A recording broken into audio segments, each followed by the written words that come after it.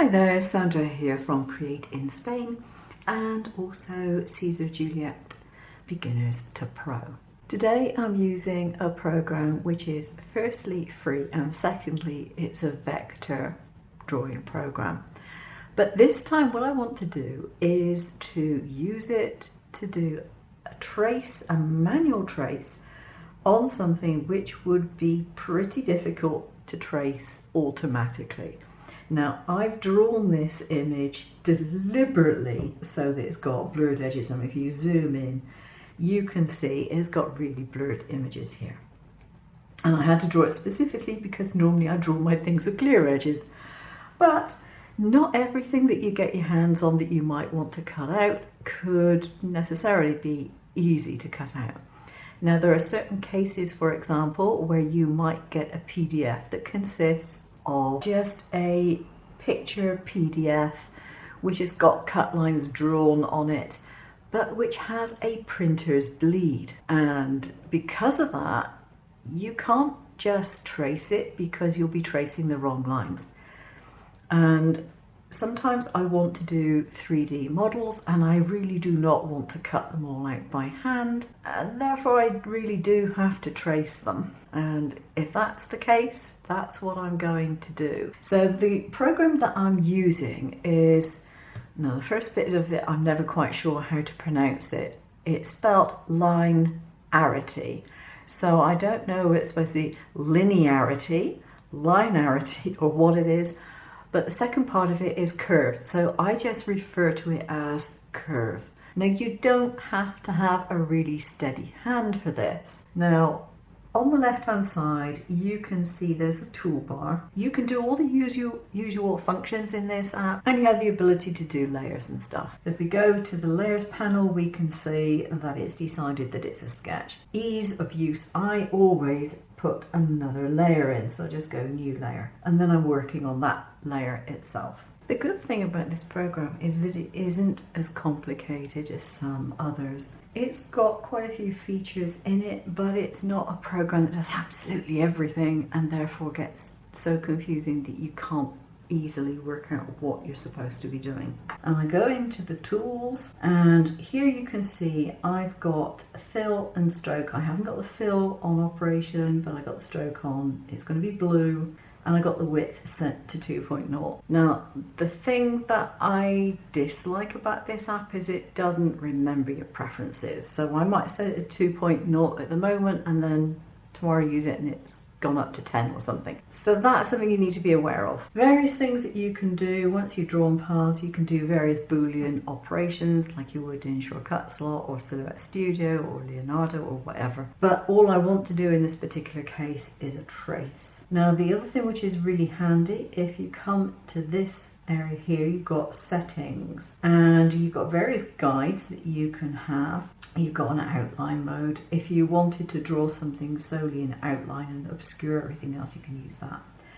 We have smart guides, which are guides that help you move things around. Not applicable at the moment. The one I want at the moment is snap to point. As with all iPad apps, you can go out and you can go back in, and the going out and in is really useful when you're using something like this to trace outlines. So I've got shapes that I can use, but that's not really applicable here.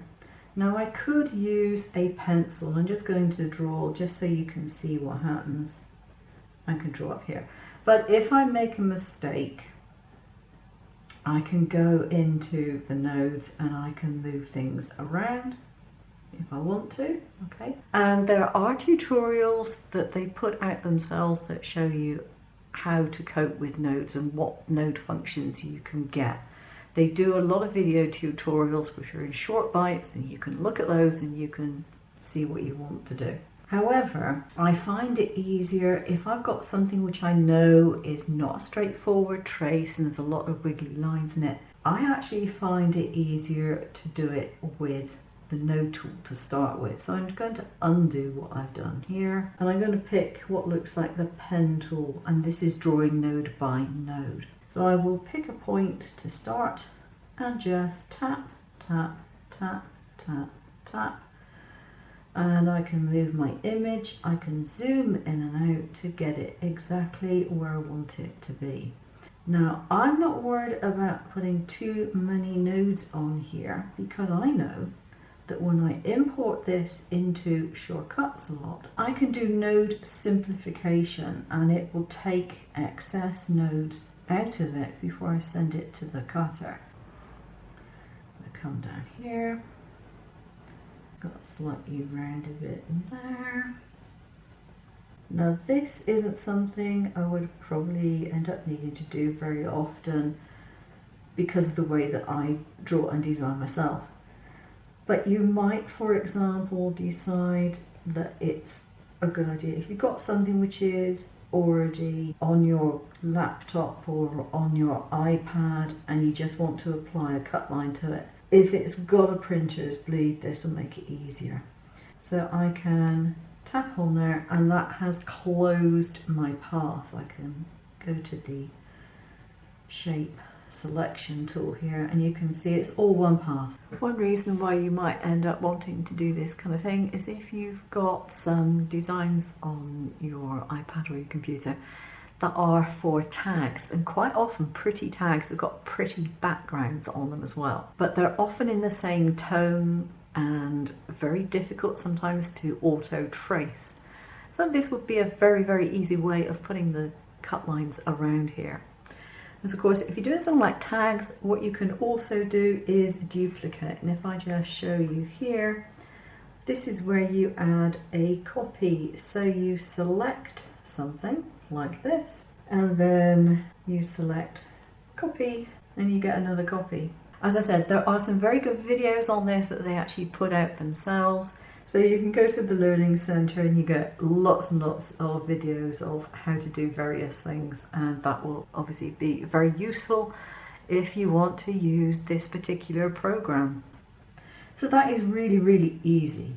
And then all I do is I export that as an SVG and the image and my cut line is all ready to go. So that's it. That's a basic lesson in how to trace on here. And so you can use things that you wouldn't otherwise be able to use easily. Thanks for watching. I'll see you again soon. Take care now.